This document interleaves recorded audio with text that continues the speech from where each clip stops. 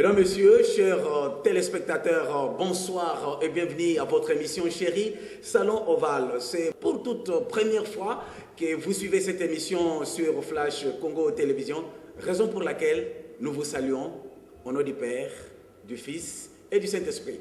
Et pour ce soir, nous recevons un opérateur politique bien connu dans la ville de Matadi. Il s'agit de M. Dominique Nkodiambete, qui est un cadre de l'Union pour la démocratie et le progrès social, IDPS. M. Dominique Nkodia, bonsoir. Bonsoir, messieurs les journalistes.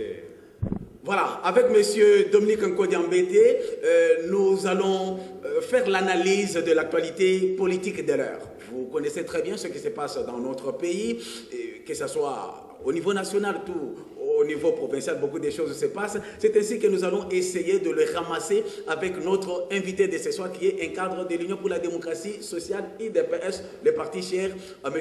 Étienne Tshisekedi. Bon, M. Dominique Nkodiambete, l'IDPS, Fédération de Matadi, ni chaud, ni froid, ou la capitulation au nom de la cohésion provinciale.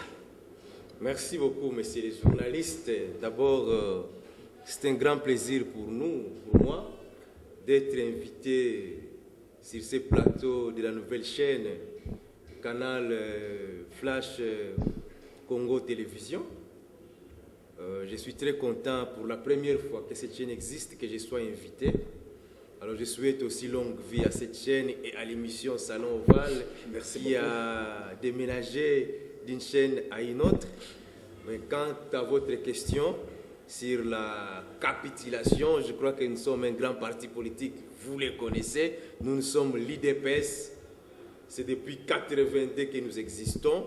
Nous avons mené une lutte sans merci contre toutes les dictatures qui se sont succédées dans ces pays. Nous n'avons jamais capitulé.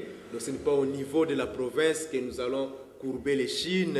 Au nom de la cohésion provinciale. Au nom d'une soi-disant cohésion provinciale qui n'existe pas. Parce que pour parler d'une cohésion, c'est d'abord au niveau national qu'on doit résoudre beaucoup de problèmes qui se posent.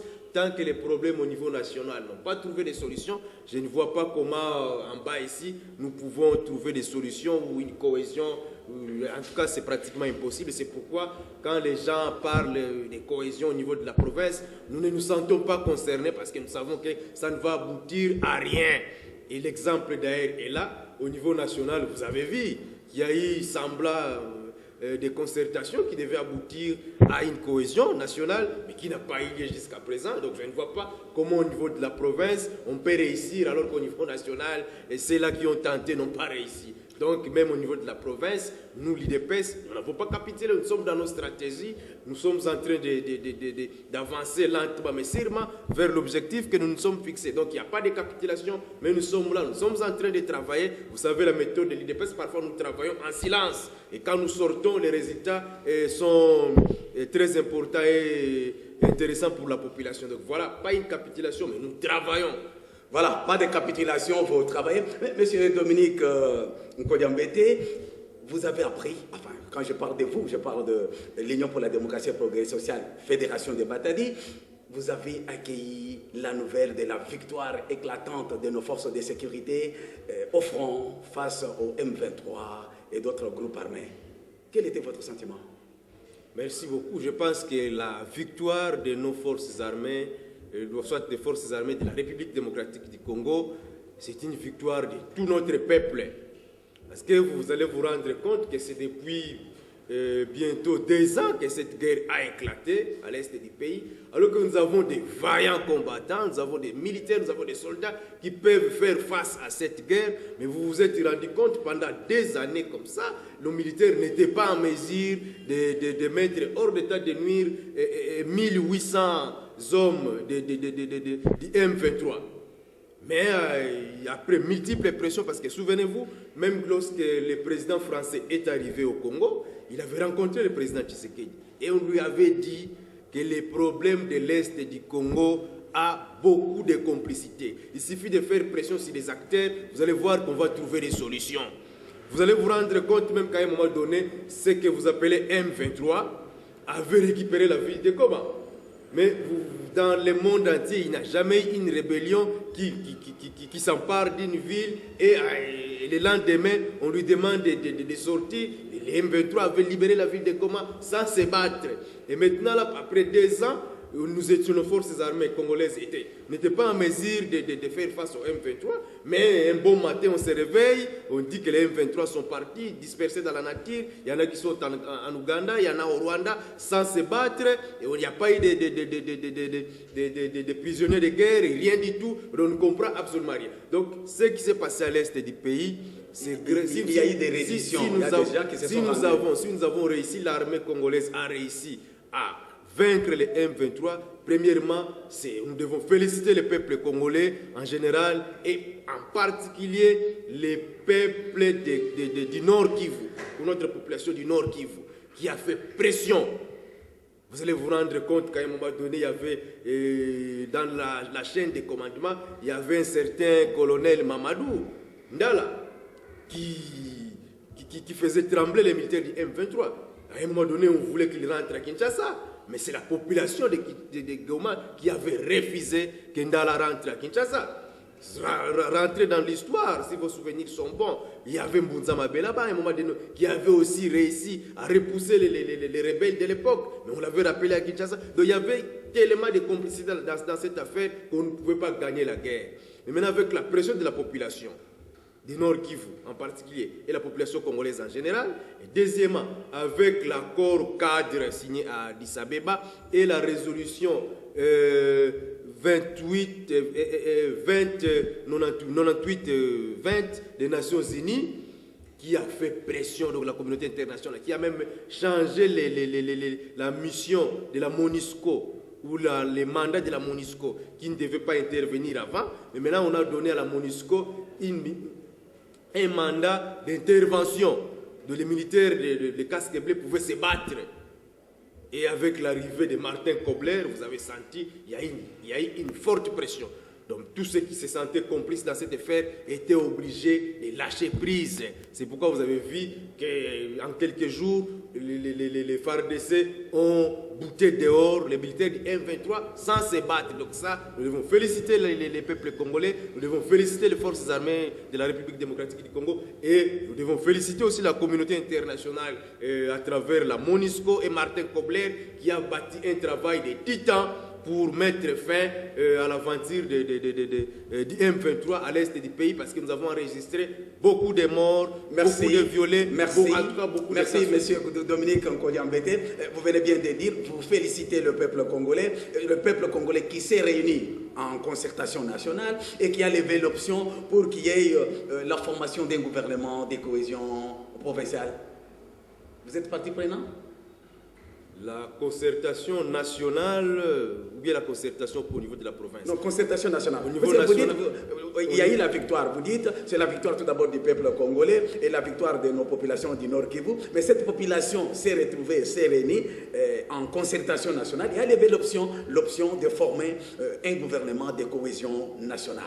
Le peuple congolais n'a jamais soutenu ces concertations-là. Quand vous dites que ce sont les représentants du peuple qui sont allés là-bas, moi je pense que ce n'est pas vrai. Le peuple congolais n'a mandaté personne aux concertations.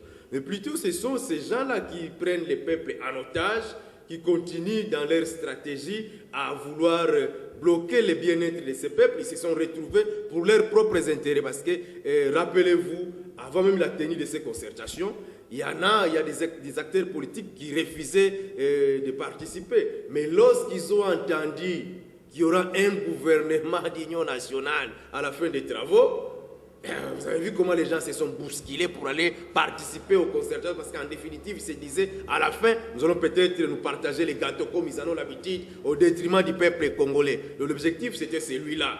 Beaucoup de gens sont partis là-bas pour leurs propres intérêts, mais pas pour les intérêts du peuple congolais. Ils n'étaient pas aussi mandatés par le peuple congolais. Parce que nous n'avons cessé de dire que le problème, la crise politique dans ces pays est sérieuse.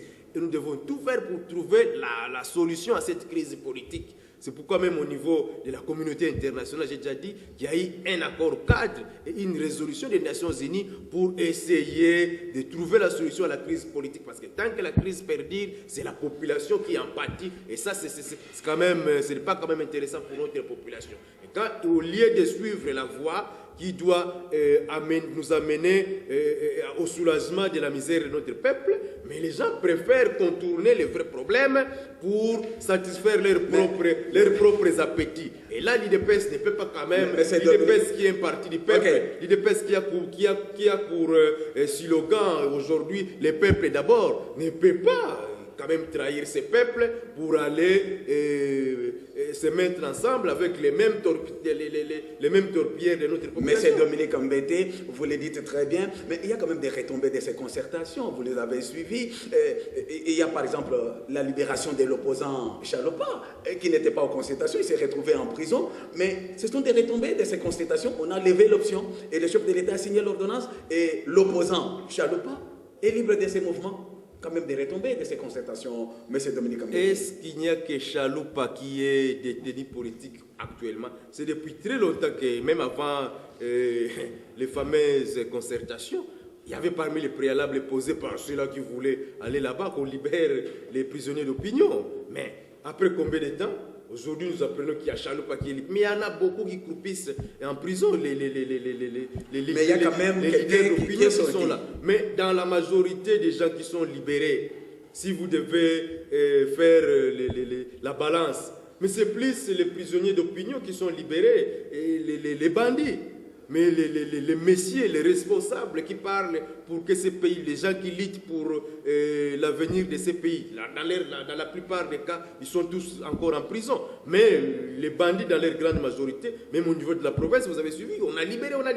Il y en a même à qui qu'on a remis de l'argent.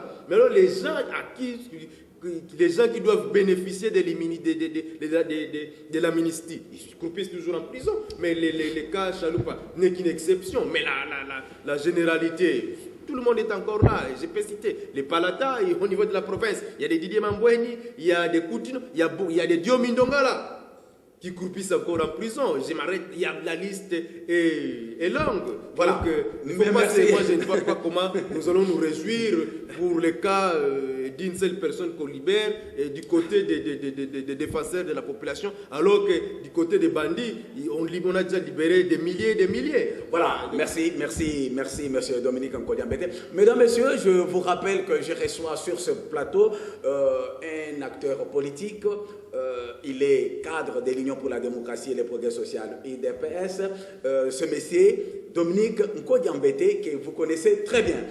Monsieur Dominique Nkodiambete, parce que nous parlons l'IDPS, mais plusieurs audiences, et non les moindres ces derniers jours à l'IMED, c'est le président de votre parti politique, le docteur Étienne Tshisekedi, qui reçoit plusieurs personnalités, entre autres les conseillers spirituels du chef de l'État, le numéro 1 de MONUSCO. Dernièrement, j'ai suivi encore l'honorable Konda Vila-Kikanda. De quoi parle-t-il? Messieurs les journalistes, vous savez, la vérité est têtue. En novembre 1991, nous avions crié que notre leader avait remporté les élections. Et ce problème existe jusqu'aujourd'hui. Pour mentir, comme même les musiciens le disent, que le mensonge prend toujours l'ascenseur et arrive premier. Mais la vérité qui vient très lentement par les escaliers, même après combien de temps, quelle que soit la durée de la nuit, la vérité finit par arriver. Et c'est ce que nous sommes en train d'observer aujourd'hui. Même quand ils sont allés aux concertations, sans l'IDPS, vous allez vous rendre compte qu'il y a s'accoucher d'une souris. Ils se rendent compte qu'ils sont en face d'un poids lourd politique, de quelqu'un que peut-être Dieu a consacré ou a envoyé pour démocratiser le Congo. De quoi parle-t-il? Mais ils vont là-bas pour discuter de la victoire de Tshisekedi en 91. Tshisekedi a gagné les élections en 91, maintenant ils sont bloqués. Ils ne peuvent pas avancer sans Tshisekedi, c'est pourquoi ils vont vers lui. Même quand M. Chaloupa est parti, c'était toujours dans les mêmes cadres. qu'on s'entende. On va s'entendre sur quoi? Alors que nous avons gagné les élections, nous entendre sur quel sujet? Reconnaissez que nous avons gagné les élections et après nous allons nous entendre. Mais faire le contraire, nous ne sommes pas d'accord. M. Kobler est parti là-bas la fois passée, après la guerre de l'Est, après la défaite du M23, il est allé rendre compte au président Tshisekedi de tout ce qui s'est passé à l'Est du pays. Et ils ont parlé de la situation sécuritaire et de la situation politique de la RDC. Voilà pourquoi il est allé là-bas rencontrer le président Tshisekedi. Il est allé rencontrer le président Tshisekedi non pour rendre compte. Comment il va rendre compte? Je vous dis qu'il est allé rendre compte de tout ce qui s'est passé à l'Est au président Tshisekedi et ils ont passé en revue la situation politique du pays parce que le Congo ne doit pas continuer à vivre dans... Mais monsieur Dominique Nkodiambete, une certaine presse, nous l'avons suivi, nous sommes journalistes, vous suivez l'actualité politique, une certaine presse a fait mention que Tshisekedi serait intéressé par la formation du gouvernement de cohésion nationale et qu'il poserait certaines conditions par rapport à la primature. Qu'est-ce que vous dites? Vous croyez vraiment que si Tshisekedi, un vieux briscard en politique, doit se faire rouler dans la farine par des gens qui sont en train d'apprendre aujourd'hui la politique? D'abord, leur constitution ne nous permet pas, nous, d'agir de cette façon-là. Parce que pour être Premier ministre, vous devez avoir la majorité au Parlement, c'est la Constitution qui nous régit aujourd'hui. Pour devenir Premier ministre, vous devez avoir la majorité au Parlement. Or, aujourd'hui, là, avec ce Parlement flou, on ne comprend pas qui a gagné les élections législatives, tout ça, et nous allons accepter dans ces cafouillages de devenir Premier ministre, alors que nous avons gagné les élections présidentielles. Donc, s'il y a des gens qui spéculent dans ce sens-là, nous pouvons vous dire aujourd'hui que ce n'est pas là notre souhait. Ce n'est peut-être pas vous qui n'êtes pas au parfum. Donc, vous ne connaissez pas les grandes choses qui s'étrament. Je vous dis ce que l'IDPS pense. Ce n'est pas la primature qui nous intéresse. D'abord, selon eux, le Parlement pour nous n'existe pas. Donc c'est difficile de dégager une majorité qui nous permettra de présenter un candidat Premier ministre. Et puis deux, je vous dis, nous avons gagné les élections en 2011. Donc ça ne sert à rien de venir réduire comme ça nos ambitions alors que nous avons gagné. Vous allez nous donner quelque chose qui ne représente rien par rapport à la victoire de notre peuple. Agir ainsi de notre part sera une trahison. Or, nous avons dit les peuples d'abord et nous ne sommes pas prêts à trahir ces peuples par de petites avances. Pour nous, ça sont des petites avances. Soit ce sont d'autres appétits qui vont nous permettre de satisfaire nos ventres. Mais la politique est dynamique. La politique est dynamique. Peut-être le président, votre président a compris qu'il faut composer parce que nous sommes au temps de la cohésion nationale. La politique est dynamique. C'est eux qui doivent composer avec nous. Mais ce n'est pas nous qui devons aller composer avec eux. Donc de ce côté-là, nous sommes catégoriques. Vous connaissez notre position. S'il y a à composer, c'est eux qui doivent composer avec nous. Nous avons les peuples avec nous et nous voulons résoudre les problèmes de ces peuples. Donc ceux-là qui n'ont pas travaillé pour les peuples, aujourd'hui, s'ils doivent nous appeler pour aller les rejoindre, c'est trahir les peuples. Et dans ce contexte-là, si nous allons travailler, nous savons que nous allons échouer. Or, nous ne pouvons pas échouer. Nous, quand nous travaillons, c'est pour réussir. Alors, aller faire front commun avec les gens qui ont échoué, ça c'est ce que nous appelons le nivellement par les bas. Donc, nous voulons, nous aussi, aller participer à l'échec. Et qu'est-ce que nous allons donner comme compte, qu'est-ce que nous allons rendre comme compte à notre peuple dans ces conditions-là. Donc, s'il y a des gens qui spéculent dans ce sens, je vous affirme une fois de plus que nous ne sommes pas sur cette démarche-là. Vous avez peur d'échouer. Nous, les élections de 2011 que nous avons remportées, que nous continuons à lutter pour notre victoire. Tout ce qu'on peut venir nous proposer pour nous distraire ne va pas, en tout cas, vous n'allez pas nous avoir. Nous restons sur la ligne droite de notre combat. La revendication de notre victoire de 2011, la victoire de notre peuple en 2011, c'est ça aujourd'hui. Merci. Et comme vous êtes en train de... D'ailleurs, vous m'avez posé une question dans ce sens-là. Aujourd'hui, ce sont des va-et-vient. Et à la 10e rue, vous ne savez toujours pas pourquoi les gens partent là-bas. Donc, ce n'est pas maintenant que nous allons changer de position au moment où les choses deviennent de plus en plus claires. même ceux qui étaient sceptiques commencent à comprendre aujourd'hui qu'en tout cas, c'est l'IDPS qui avait gagné les élections. Maintenant, ça devient clair. Ce n'est pas ce moment ici que nous allons faire les reculs pour commencer à dire qu'écoutez, nous pouvons faire des concessions. C'est à eux à venir faire des concessions auprès de nous. Voilà, merci, monsieur Nkodia. Continuons. Mesdames, messieurs, je vous rappelle que je reçois un grand cadre de l'Union pour la démocratie sociale IDPS. Nous continuons avec vous. Au-delà de toutes ces considérations politiques, disons même des familles politiques, d'appartenance en famille politique, telle famille, majorité, opposition, etc.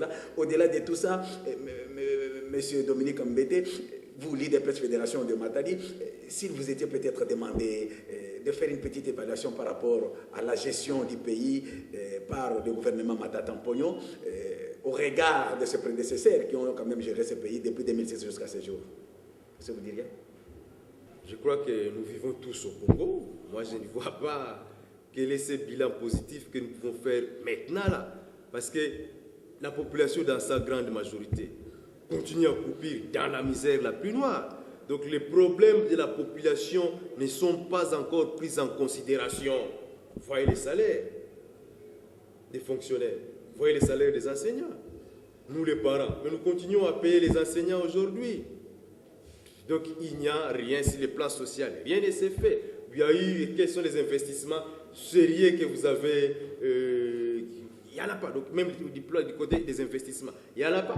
Or, une économie qui veut se développer, c'est par rapport aux investissements. Donc, les revenus nationaux d'un pays croient par rapport à tous ces agrégats économiques. Quand on parle de la consommation d'abord, et quand on parle de la consommation veut dire que les ménages doivent avoir un revenu suffisant pour faire face aux achats. Or, les ménages n'ont pas assez de revenus pour faire face à leurs dépenses. C'est un problème qui ne va pas permettre à l'économie de décoller. Voilà. Deuxièmement, il y a les investissements. Mais les investissements dans ces pays, il faut qu'on investisse pour que les entreprises réalisent des bénéfices qui vont être redistribués à travers les salaires auprès des privés. Ça peut permettre à l'économie de monter en puissance. Or, depuis que nous sommes là, je ne sais pas s'il y a eu des investissements sérieux dans ces pays qui peuvent donner un tonus à l'économie congolaise. On peut se passer à un troisième agrégat. Je vais vous parler des recettes de l'État. À travers les grandes recettes financières. Est-ce qu'on a maîtrisé les recettes de l'État à travers les régies financières qui existent? Il y a toujours des problèmes là-bas. Un autre agrégat qui peut permettre à l'économie aussi de se sentir forte, il y a les exportations par rapport aux importations. Une économie qui dépend des importations difficile à décoller, comme le cas du Congo aujourd'hui. Ce sont les importations qui nous font vivre.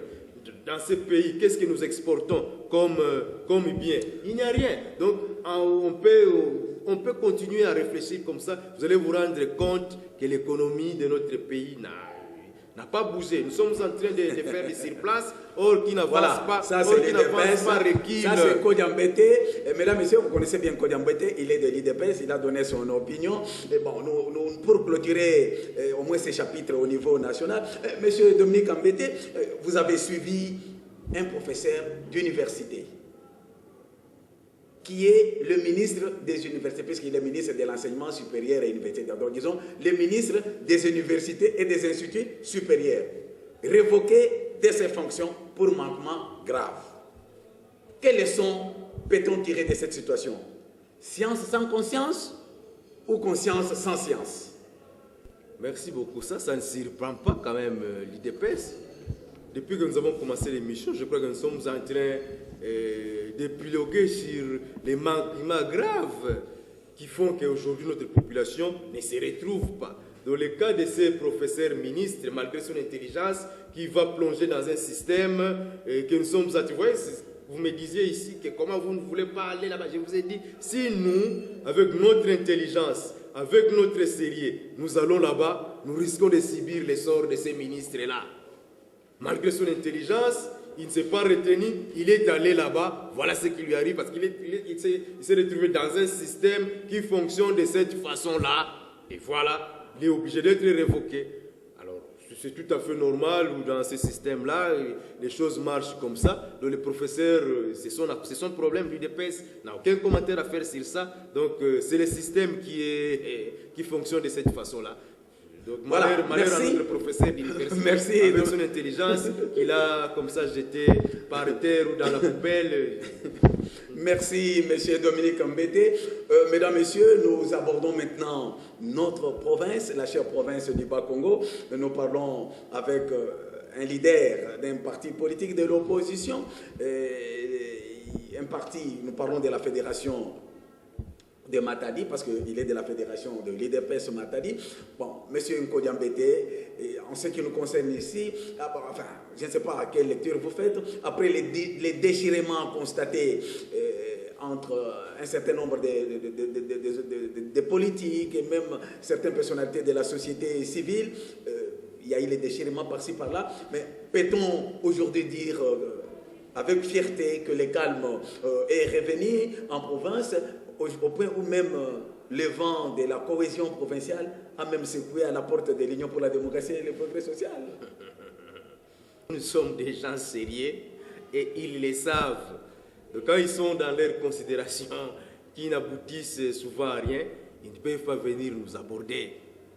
Il n'y a pas de cohésion provinciale. Et vous trouvez la cohésion provinciale à quel niveau? Quand déjà les gens qui prônent la cohésion provinciale, entre eux-mêmes, ils ne se mettent pas d'accord. Déjà, il y a des problèmes entre eux au niveau du gouvernement provincial. Et ce sont ces gens-là qui vont nous donner les leçons de la cohésion au niveau de la province. Donc de ce côté-là, je peux déjà vous garantir, il n'y a rien. C'est pourquoi l'UDPS... Non, mais dis-moi, la cohésion, ce n'est pas l'unanimité. La cohésion, ce n'est pas l'unanimité, mais c'est quand même la majorité des gens qui doivent se mettre d'accord autour des idéaux qui sont en train d'être prônés par ceux qui dirigent. Mais aujourd'hui, là, si on est la province, vous allez vous rendre compte que nous sommes de plus en plus nous sommes de plus en plus divisés, donc rien du tout, rien ne marche du côté de cette cohésion provinciale. Parce que je vous ai dit, ça ne sert à rien de parler de la cohésion. Au début de l'émission, j'ai bien dit que ça ne sert vraiment à rien de parler de la cohésion provinciale, alors qu'au niveau national, il y a encore des problèmes. Ça va de soi. Si le problème est résolu au niveau national, ici, nous n'allons fournir aucun effort pour que la cohésion soit là. Deuxièmement, pour qu'il y ait une cohésion, ça ne se décrète pas, messieurs les journalistes. Ce ne sont pas des slogans, ce ne sont pas des affiches à gauche et à droite qui amènent la cohésion. Mais c'est la volonté de bien faire les choses. Vous pouvez être dans votre bureau en train de faire les choses qui sont en faveur du peuple congolais. Vous allez voir que la cohésion va venir de soi, sans effort. Mais si vous voyez les gens en train de passer à la radio, en train de faire des affiches, en train de gesticuler pour chercher la cohésion, donc c'est pour vous dire qu'il y a ça ne marche pas. Ok, parce que vous parlez de la volonté de bien faire les choses, Monsieur Dominique, la volonté de bien faire, c'est par exemple, nous parlons ici par exemple de la tolérance zéro. Vous avez suivi dernièrement que le ministre, là nous sommes en province, le ministre provincial de l'agriculture a été révoqué de ses fonctions, effectivement pour manquement aussi qualifié de grave. N'est-ce pas dire qu'il y a déjà la volonté de bien faire et que l'impunité que vous avez tout le temps décriée prend congé maintenant du Bas-Congo. Maintenant, on agit. Il y a maintenant la volonté. Merci beaucoup. Parce que vous parlez pour manquement grave, c'est ça? Il est où? En prison? Ce ministre qu'on a révoqué pour manquement grave est où? Parce que vous parlez de l'impunité qui commence à prendre... La fin de l'impunité. Ces ministres, nous restons sur le cas des ministres qu'on a révoqués pour manquement grave. On ne sait pas quel manquement, mais vous parlez de manquement grave. Il se trouve où? Et qu'on les traduise devant les cours des tribunaux pour qu'on sache qu'est-ce qu'il a fait exactement. Mais est-ce qu'il y a déjà un procès dans ce sens? Vous êtes journaliste et vous avez appris? Donc de ce côté-là, on doit cesser avec les distractions, mon cher monsieur les journalistes. Parce que les problèmes du ministre, même quand vous parlez de manquement grave, nous sommes des politiciens, nous suivons ce qui se passe. Je crois que c'est le problème de la campagne agricole. Aujourd'hui, nous sommes au mois de novembre. Mais la campagne agricole commence quand?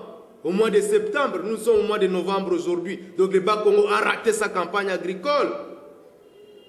Alors que peut-être à travers les autres provinces, ils ont tant bien que mal commencé leur campagne au moment opportun. Mais chez nous, avec tous ces tiraillements, vous voyez où est-ce que ça nous amène?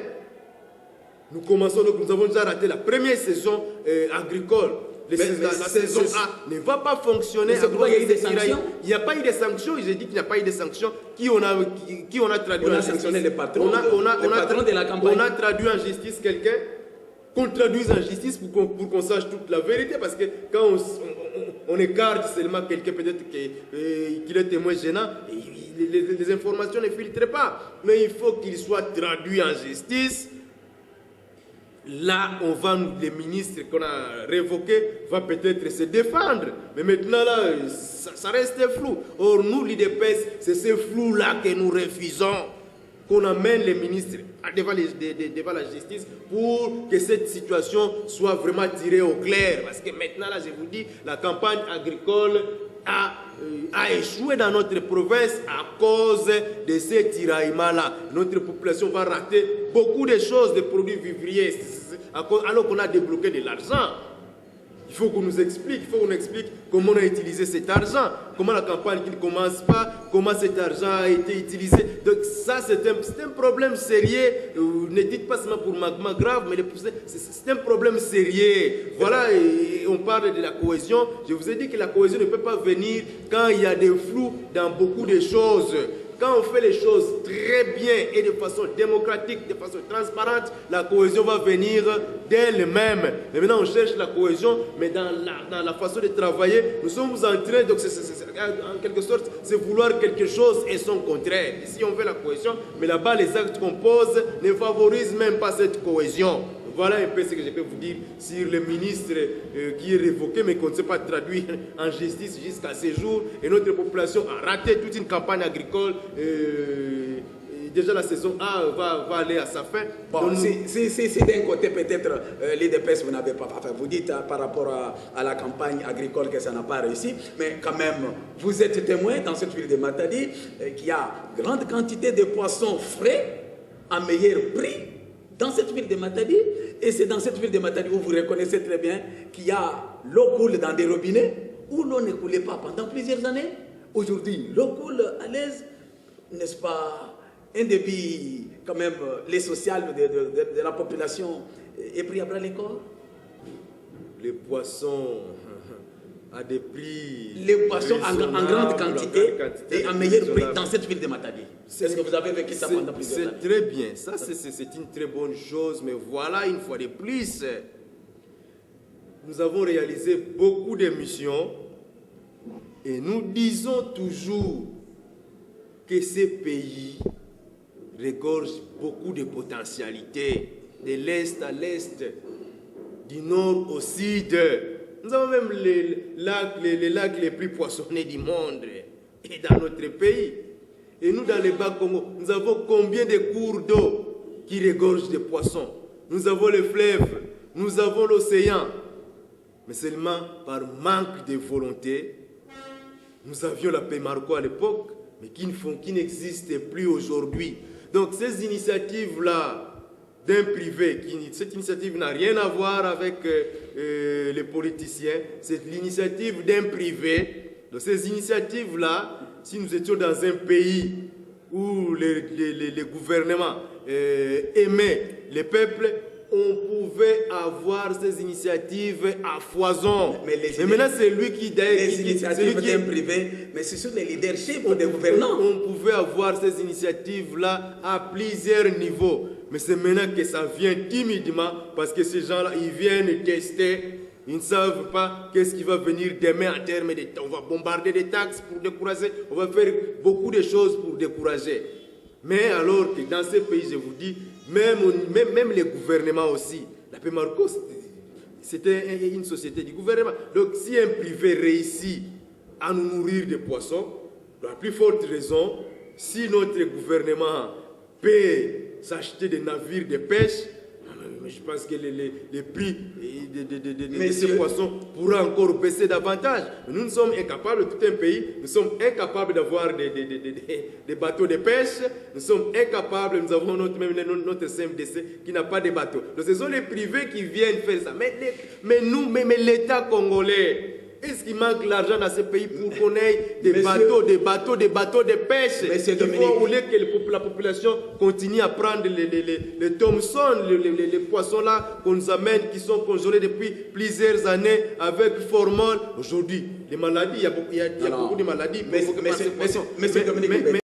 Donc ça, c'est le rôle du gouvernement aussi. C'est le rôle du gouvernement aussi de doter quand même la province ou le pays de navires ou de bateaux de pêche pour diminuer davantage, pour faire baisser davantage les prix des poissons, parce que c'est moins cher, mais il y a encore des gens qui ne sont pas en mesure d'acheter à ces prix-là. Et nous pensons, avec toutes les potentialités que nous avons dans cette province, dans ce pays, nous pouvons encore avoir plus de poissons que ça. Et, voilà, on ne doit pas s'arrêter seulement à la consommation intérieure de ces poissons. Il y a des pays qui nous envoient des pions d'ici. Nous aussi, nous pouvons faire la même chose. Nous pouvons exporter les pions d'ici, nous pouvons exporter aussi ces poissons. Voilà, nous pouvons exporter ces sites. Monsieur Dominique, la caméra vous regarde. Monsieur Dominique, vous êtes chrétien? Bien sûr que... Si vous êtes chrétien, n'est-ce pas pour les chrétiens qui disent souvent que la foi sans œuvre est inutile? La foi sans œuvre est inutile. Est-ce qu'il y a des poissons? Ou vous avez aussi mangé ces poissons dans la ville de Matadi? Ou c'est pas vous, vos frères, ou les autres, ont vu ces poissons? Ou l'eau ne coule pas aujourd'hui dans des robinets où l'eau ne coulait pas? Est-ce que, M. Dominique Mbete, n'est-ce pas une évidence qu'il faut une seule fois accepter? Messieurs les journalistes, moi je pense que quand nous parlons de l'eau, quand nous parlons de l'électricité, ça ne doit même pas... Vous voyez, tellement que nous sommes habitués à avoir des aspirations basses, même nos droits les plus élémentaires, nous commençons à les ignorer. Mais ce sont les droits de la population. Avoir de l'eau potable, aujourd'hui à travers le monde, on en parle de l'eau potable. Mais le gouvernement a l'obligation de desservir la population en eau potable, les courants. Mais nous avons les barrages d'Inga ici. Nous ne devons pas manquer du courant. Ce qui se fait là avec l'eau que vous êtes en train de... L'eau qui coule aujourd'hui, je ne sais pas à quel niveau, mais il y a encore beaucoup de problèmes. Et puis ne confondez pas les Bas-Congo à Matadi. Les Bas-Congo est vaste. Hier, pas plus tard qu'hier, je suivais à la télé la population, je ne sais pas moi, de Loufou. Ils prennent quelle eau? Ce n'est pas de l'eau potable qu'on prend à Loufou. Si on cherche à limiter la province seulement au niveau de Matadi, non, c'est peut-être pour les voyages de 1000 km commencent par un pas. C'est pas quand même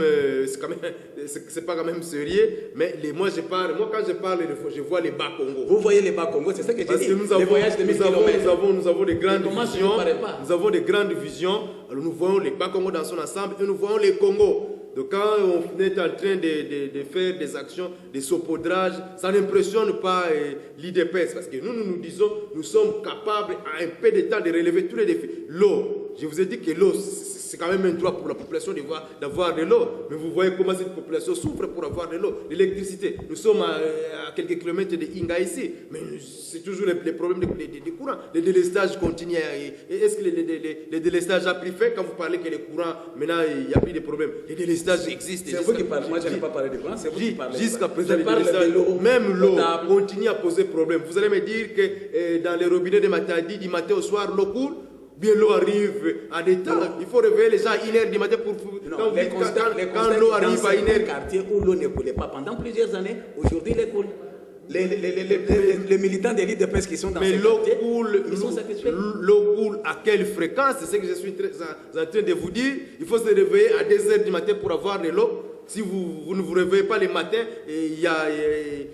l'eau ne coule plus. Ce sont les robinets qui font couler de l'eau, c'est mal à nuit. Ça, c'est pas comme... Nous voulons de l'eau, c'est vrai. Mais que ça se fasse comme partout à travers cette ville, où si vous avez besoin de l'eau à 6 heures, vous puisez. Vous avez besoin de l'eau à 12 heures, vous puisez. Vous avez besoin de l'eau à 18 heures, vous puisez. Mais nous sommes obligés jusqu'à ce jour de garder des récipients dans nos maisons. Parce qu'on ne sait jamais. Peut-être qu'après 2 semaines, après 1 mois, vous allez encore retomber. Donc c'est toujours compliqué ici. Voilà, merci beaucoup, merci Dominique Nkodiambete. Nous allons vers la fin de notre émission. Mais nous avons compris, vous dites que vous, l'IDPS, vous pouvez mieux faire, vous pouvez tout remettre sur le chemin afin que les gens puissent se trouver au plus vite que possible. Mais nous avons comme l'impression, d'ailleurs, nous l'avons lu, vous avez vu la rédaction d'Mbouete a fait même une réflexion par rapport à cette province du Bas-Congo où nous sommes presque des insatisfaits perpétuels. On n'accepte personne. On n'accepte personne. On l'a vu du temps où il y a eu les gouverneurs non originaires. On n'avait jamais accepté. Nous avons eu le feu maître Pierre Yambaki. Il n'était pas accepté. Il faut qu'on ait la même chose. Docteur Bafoui dit la même chose. Le fait Satadi Toumba. Nous étions toujours dans cette vie. Mbachomba est passé de Ogosu dernièrement. Même Mbadou qui arrive, qui est là aujourd'hui. Mais vous, l'IDPS, vous dites que si vous êtes là, les choses vont changer. Parce que nous avons comme un constat qu'ici, nous sommes des perpétuels insatisfaits. Vous croyez que l'IDPS, à la commande de la province, vous allez bien faire et nous allons vous accepter? Dans ce pays, l'IDPS lutte contre un système.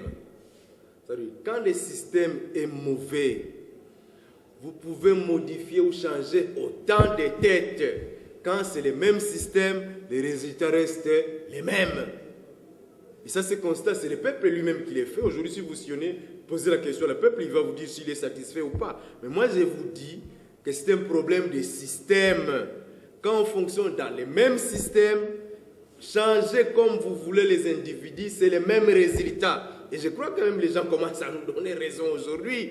Quand il y avait des groupes ici à travers la province, il y en a qui parlaient de Sauvons les Bas-Congo, il y en a qui soutenaient tout ça.